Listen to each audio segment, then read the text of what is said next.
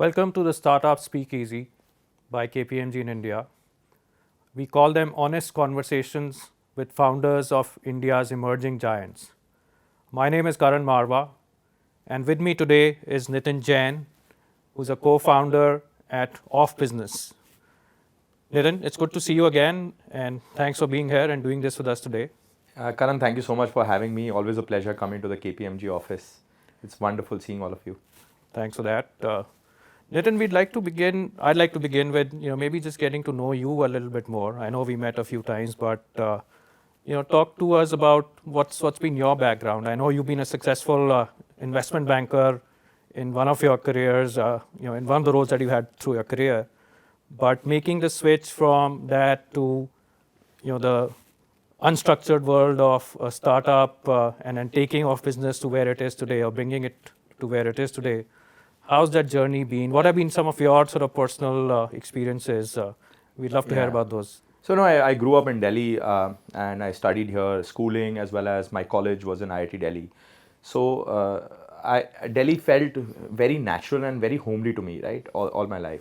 So when I went to London, I thought, I would get global exposure, I would love it and then, make a lot of money, etc. But I went there when the global crisis was just about to start. That was 2008, September is when I landed up.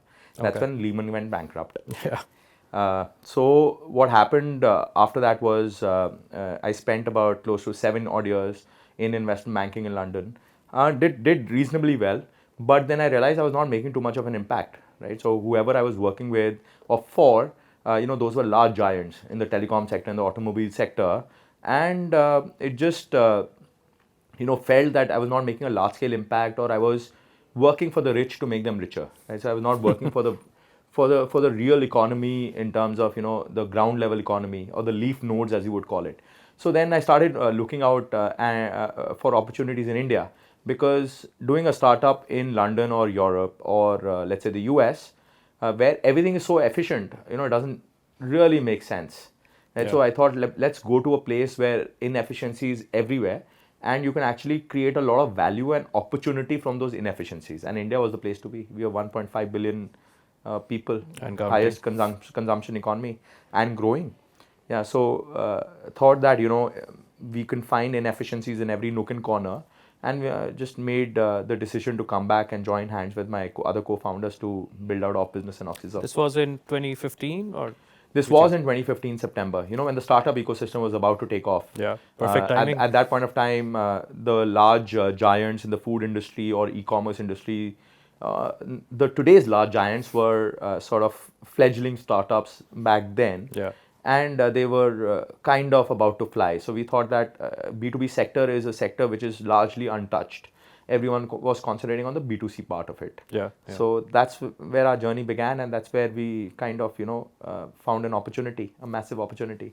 But was the family okay with the move? You're coming back from London? They were largely supportive, but some of the relatives said that you're leaving such a cushy job. You're working in London where people dream of going, and then you're coming back to India. Yeah. Where earlier it was like all about brain drain, right? How soon can you get to the US? How soon can you get to San Francisco or New York or London or Hong Kong or Singapore and go out of India and send those dollars back home?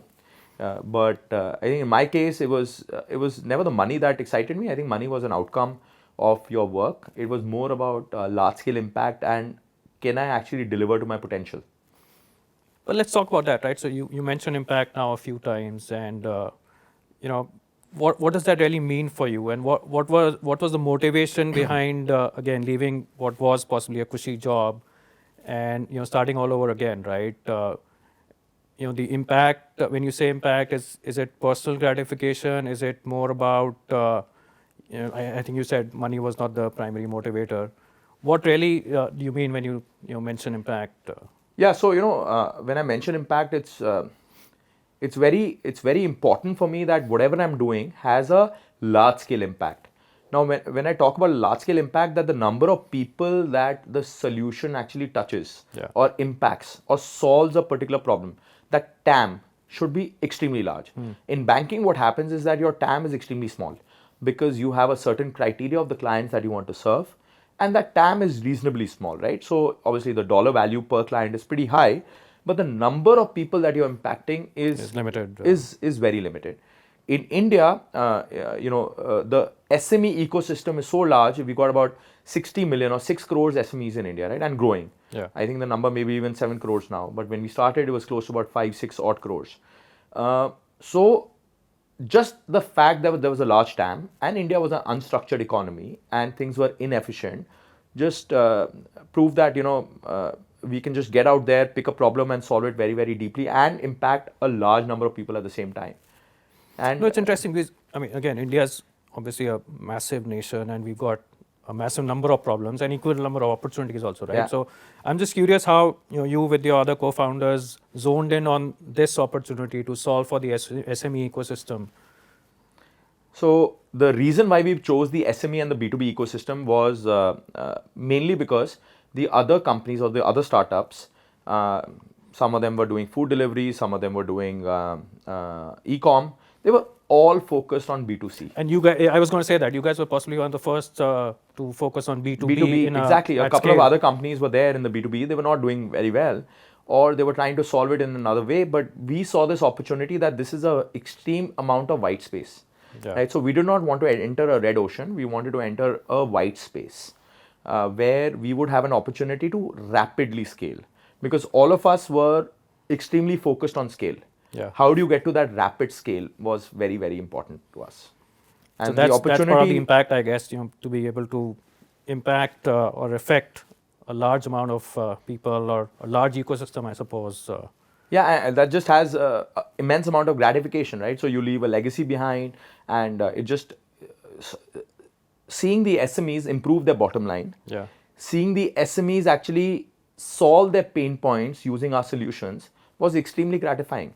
When you see the SME grow year on year by about 40-50%, earlier they were able to grow only about 15-20%, suddenly the growth rate has been doubled. Yeah. Because of a small impact that we were able to make.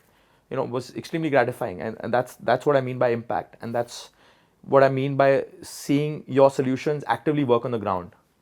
We'll come back and talk about this, and I think you said small impact, but I think it's a massive impact. But I'm just curious, how did you guys meet? You have 5 co-founders now. Yes, that's right. How did you come about getting together? Yeah, so the IIT network is extremely strong. So one post. People latch onto it, people want to know what is going on, people are just very, very curious, right? So all of us are extremely curious, even if we have nothing to do with it. So so Ashish, my co-founder, was looking to build a team in the B2B space, and he put out a post in one of the IIT groups, and I latched onto it, right? So, and he was looking for a CTO, but I had left technology about 7 years behind, right? So I was not a tech guy, but I just told him that, listen, I'm not a tech guy. What do you want me to do? He said that, listen, I don't care if you're not a tech guy, just come to India, we'll figure something out. So that's when I came and met him. The other co-founders, Ashish knew through his earlier days where he was working, and Ruchi is his wife. Yeah. And Bhuvan, he kind of knew through a network. That's how we met. So you guys didn't know each other while you were at IIT? Except for Ashish and Ruchi, none of us knew each other. Oh, wow. Yeah, so I think that was a great camaraderie that we built. And the most important thing is that each of us had very, very defined roles. Yeah. So we did not step over each other's toes. Yeah, that's got to be important, right? Because with 5 co-founders, I'm sure everyone's got their own views and strong views at times. So how do you manage that? Is it by defining, the areas that you're focusing on? I'm sure there are differences. So how do you resolve differences when it So comes to all of that? us had very complementary skills. So if you talk about Bhuvan, he was extremely tech focused, right? So nothing should slip, or there should not be any tech breaches, etc. So he was very security tech first guy. Vasant was a very ops heavy guy. Ruchi was extremely finance and process oriented, right? So not a penny should slip from here to there. So extremely control freak, as it should be, whether you're a startup or a scaled up organization. Ashish was the risk and the profit guy, right?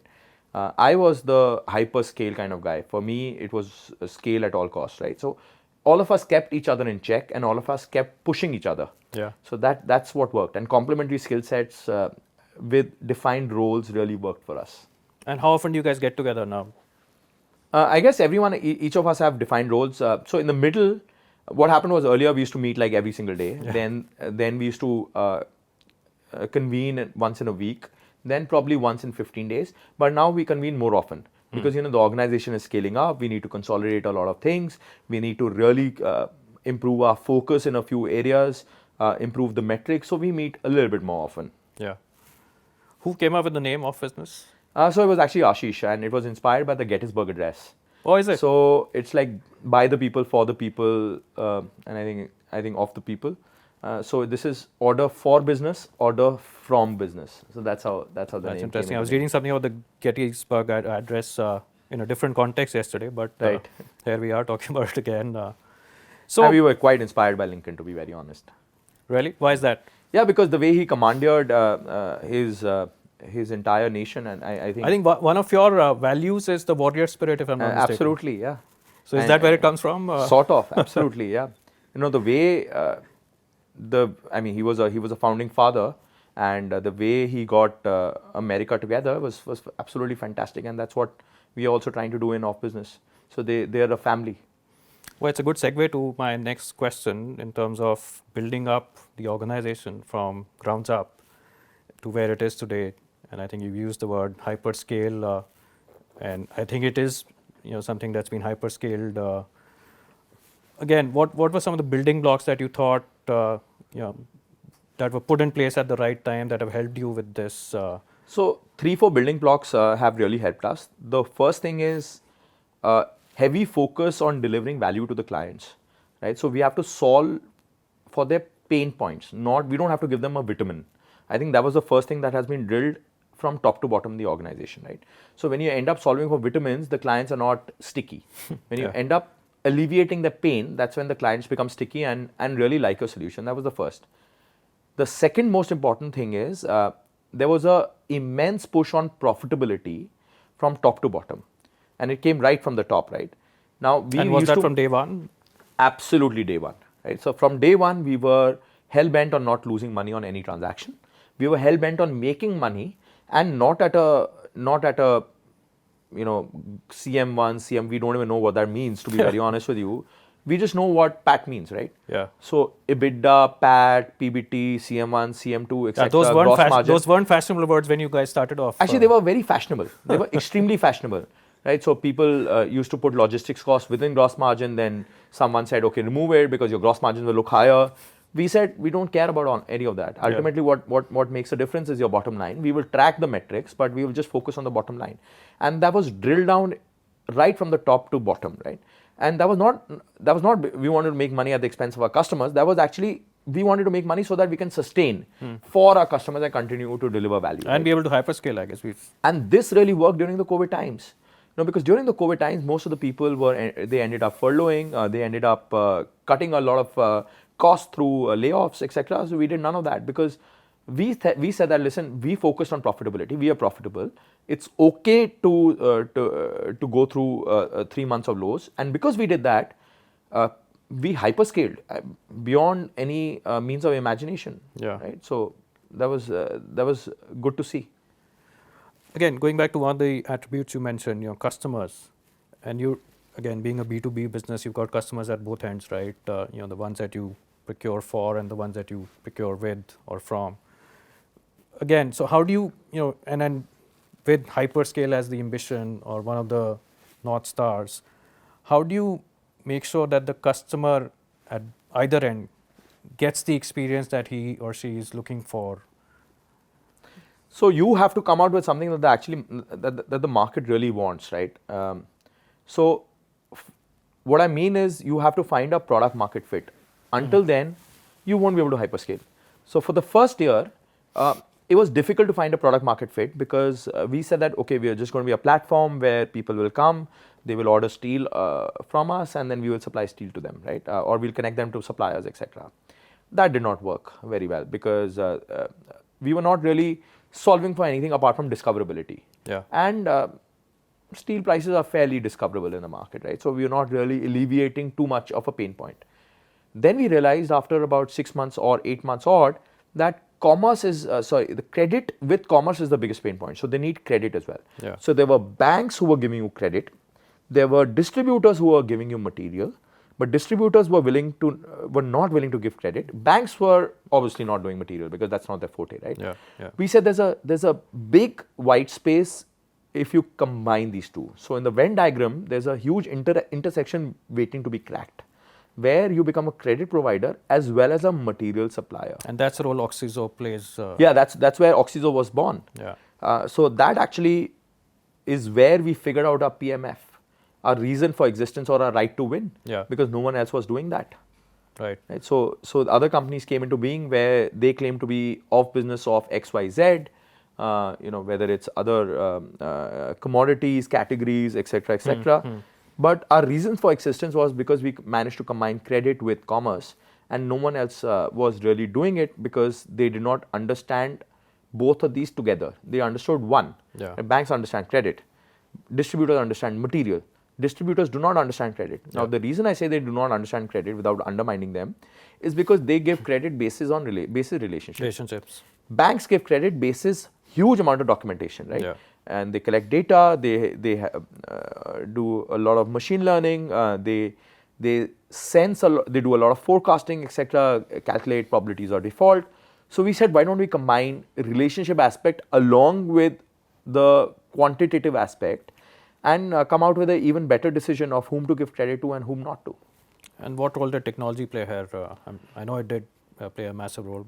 Oh, 100%. So, the data that we collected, we got a lot of data, and then we managed to mine a lot of data. Let's say a customer, mentioned 5 different suppliers to us that they were procuring for. We onboarded all those suppliers to benefit our other buyers in the ecosystem. Yeah. So all of this was only possible using data mining. And we were able to calculate the probability of defaults of the customer or their credit worthiness only through data and through data mining and machine learning.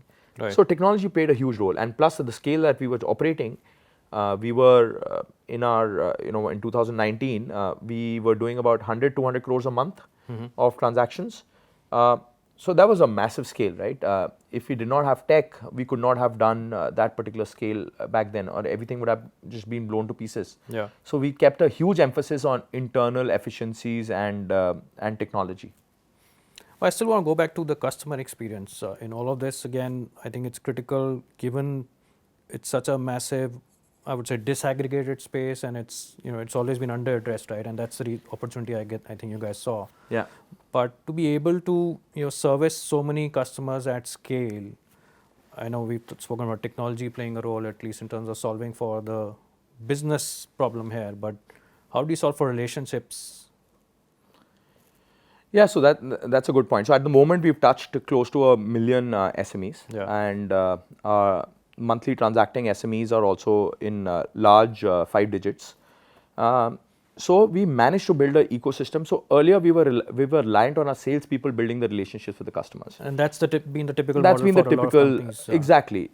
We also kind of have actively changed that process where it's the company that should interact with the customers. With our technology taking over, we were the first ones to build a NLP engine, a natural language processing engine that used to interact with the customers. So if the customer wanted information about their orders, they used to just type ki mera truck kahan hai, mere ko batao. And we used to give them information. And it's all vernacular. Vernacular, natural language. They used to ask about prices of various commodities, raw materials. We used to give them in the matter of seconds. And they just managed to get themselves addicted onto the app. So that's the experience that we built. Not only that, but also we kind of give them information about the orders they were able to they could potentially procure. So that was the hook, I suppose. That was also a hook, that you can come onto a platform. Let's say you want a 200 crore tender from a government body in a specific place like Delhi. We'll give you all the options available. Then you can go and bid for them. Right. So that helped us in getting leads, and that helped us build our top of the funnel. At the same time, helped us, hook the customer onto our platform. Yeah. But it's interesting. That's the experience that we gave to the customer, and through the tech. It's interesting because, again, you always think this is a very touch and feel business, right? Especially when the word relationship comes in. And taking that and porting it onto a technology platform, and you've spoken of the app and the habit forming aspects, I suppose there. Again, anything else that you think worked in your favor to be able to do that, or is there still a human element that you've not been able to substitute? With the AI advancements, that really propelled our technology adoption. Because everyone started using the the chatbots and for writing poems, emails, etc. But we kind of said that, this can be used for something much, much, much bigger. Yeah. So that's what we started doing. And that really helped. So 2022 was a turning point where we said that, listen, we're going to change the habit of the consumers. Yeah. Yeah. Excellent. So going back to hyperscaling, and this is a very personal question now, obviously it takes a lot of energy and stamina to be able to keep at it day in, day out by you, by the rest of the company and the organization. So two parts of the question. One is, how does the organization keep itself fit for that? And I'll come to the second question later. Yeah. So that's the DNA that we managed to instill of hyperscale, because we are extremely focused on numbers and clients, right? And that's drilled down into every salesperson that is out there, right? And the entire system. Yeah, but my question is how how do you do that? How do you make sure that the the entire set of people that you have are talking the same spiel and moving to the same moving in the same direction, I suppose. Yeah, because we are very transparent with everyone. And you're a very young organization now. We are a 9-year-old organization. Well, I just mean even in terms of the average demographics. Yeah, our average age is close to about 28, 29 years. Yeah, which is fairly young. Yeah, it's increased by maybe a year and a half in the past few years, because we got people who were earlier with us. Still in the organization, they've grown, right? Yeah. So, which is a good thing. Which is a good thing. So the average age has actually increased because of that. But I guess when you have a young team, they are extremely coachable and moldable. So our thesis was, why don't we get freshers from MBA colleges? So we started hiring from MBA colleges and good MBA colleges, and we started giving them space, and they really wanted to prove themselves. So define space. Is it operational freedom? Is it? It's a freedom to make a few mistakes. It's a freedom to go out there and express themselves. Yeah. It's a freedom to go and paint the canvas as they see fit. Obviously, we had protocols and processes to actually guide them how to do that, Yeah. because so that they wouldn't go haywire. But I think that really helped, having a young organization that we were able to coach and mold according to the vision of the organization. And the second thing that actually helped is that we are an extremely transparent organization. So even if there's a problem, we are actually extremely transparent with everyone. Yeah. Now, what that makes them feel is that, and which is the right thing to do, they feel extremely tied to the organization, right? Tied at the hip. Yeah. So that really helped. And so any messaging that went out, they used to take extremely seriously. And the messaging was the same, whether it was from me, Ashish, Ruchi, Bhuvan, Vasant, or anyone in the L1 team. The messaging was extremely cutthroat clear. The tone Everything at the top, was the same. The tonality, the pitch, the content was extremely clear. Yeah. I think all of us, that's what made us a very cohesive organization. Was that rehearsed or did that come naturally? It came very naturally, and that's something that we are extremely lucky to have. All of us have the same wavelength. We have different perspectives. We have different skill sets. As we you have should, different strengths. But there's a common vision which we all align to at the beginning. And what is that North Star? That vision is essentially to improve the bottom line of the SMEs. That vision is very clear. And where are you in that journey? So as I mentioned, I would say about 30 to 40% of the SMEs that we work with have seen a growth and a massive growth in the growth rate in terms of revenue, as well as consequently the bottom line. So that actually makes us very, very proud. And so we're helping them grow not only by giving them access to credit, but also giving them access to cheaper raw materials, and now access to where they can sell their products. And again, another segue to, I think you also manufacture a lot of stuff, right? So how does that fit in with the rest of the piece of the puzzle? So it was a natural extension. See, if you're distributing, or if you're an aggregator of goods and then you start supplying and you're picking up from a different manufacturer, right? So we realized that the only way to control the quality is to actually go and backward integrate into setting up your own manufacturing units, because you know which distribution cycles you're very good in, or which distribution supply chain you're very good in. Why don't you go and backward integrate so that you can actually supply quality products to your clients? So was that a customer ask or? No, it was something that we figured out would be very useful for the clients. And you never had the instance where, let's say, some of your suppliers on the platform thought you were actually going to compete with them? Market is extremely big.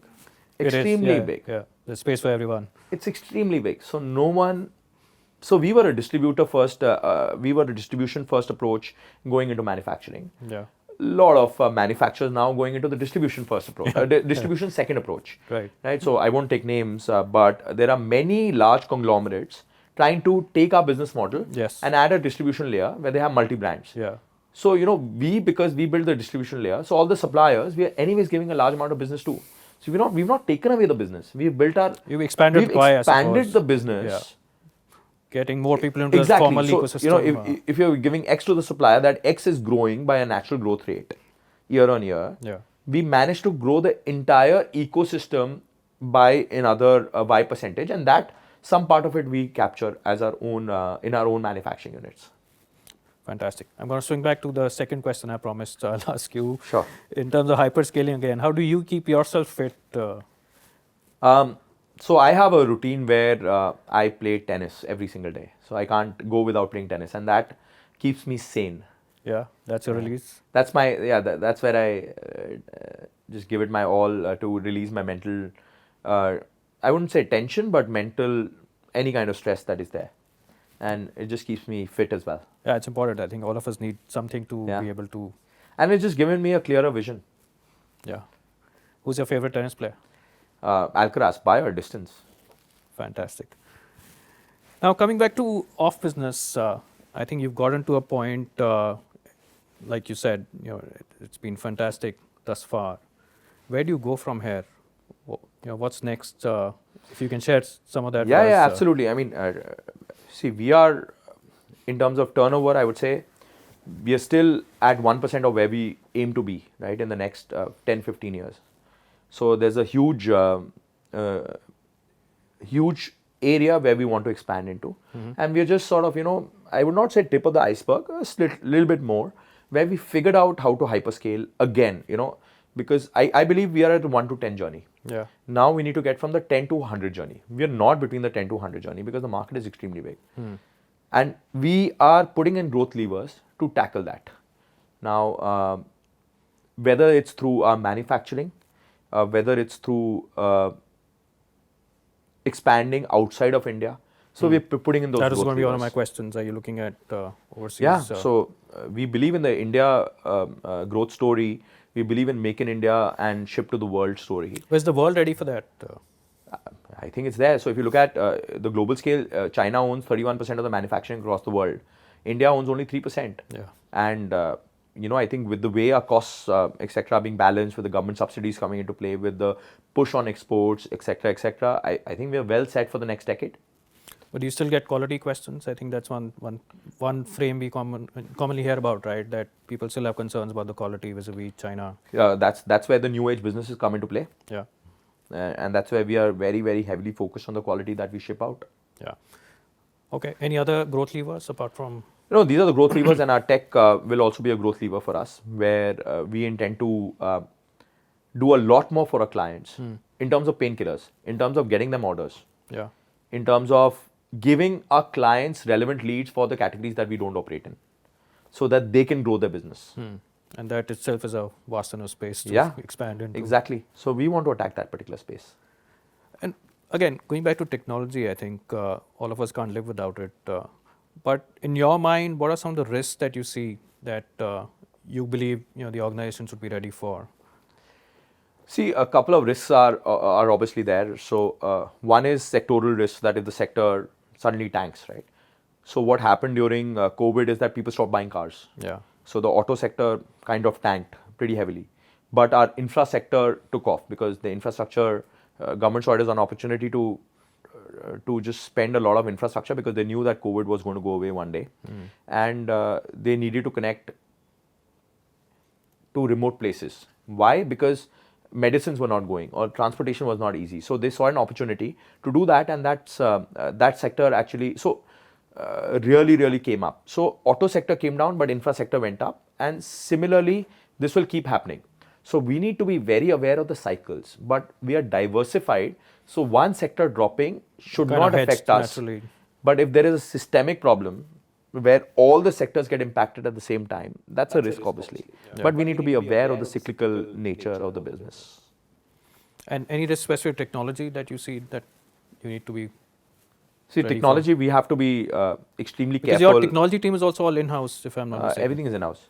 Yes, so we don't believe in outsourcing technology. Yeah. Because we can then customize for what the clients actually want and deliver a fast turnaround time for them.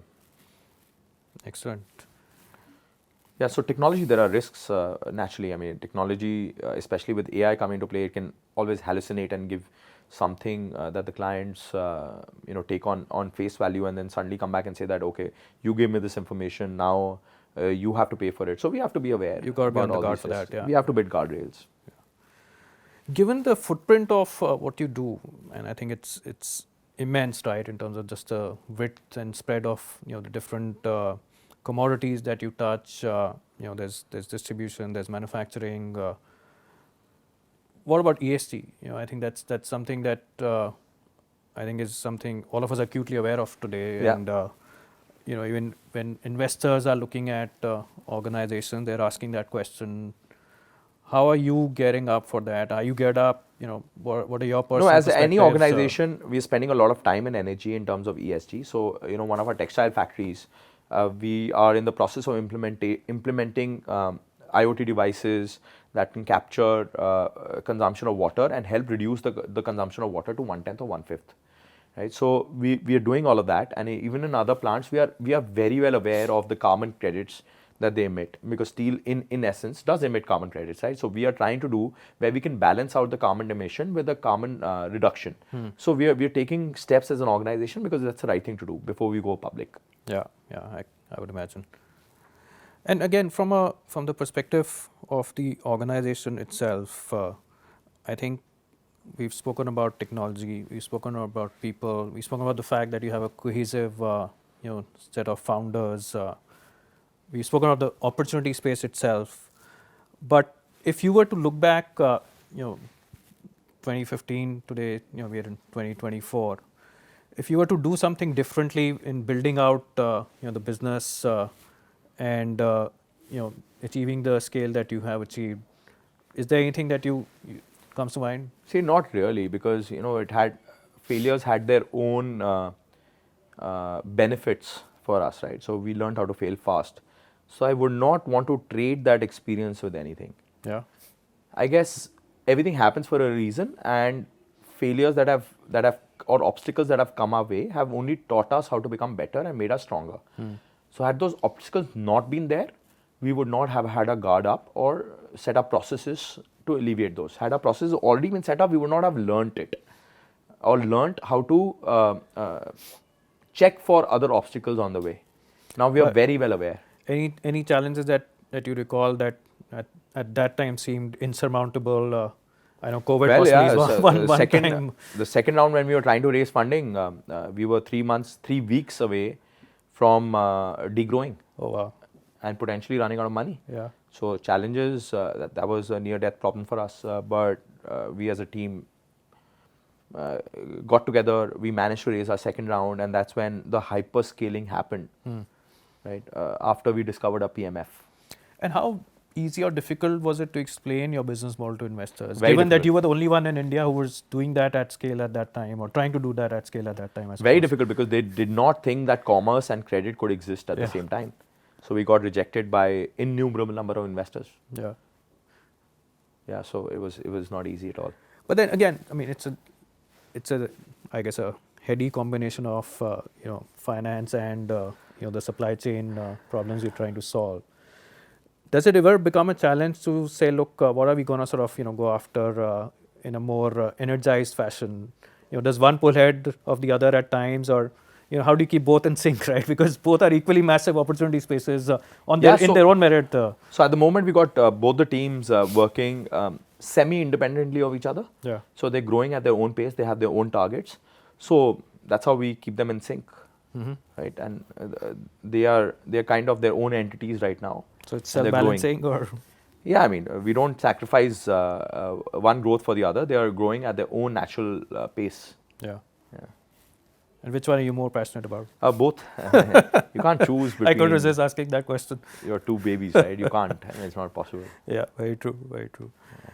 Again, I think I'm going to possibly try and move towards my last set of questions.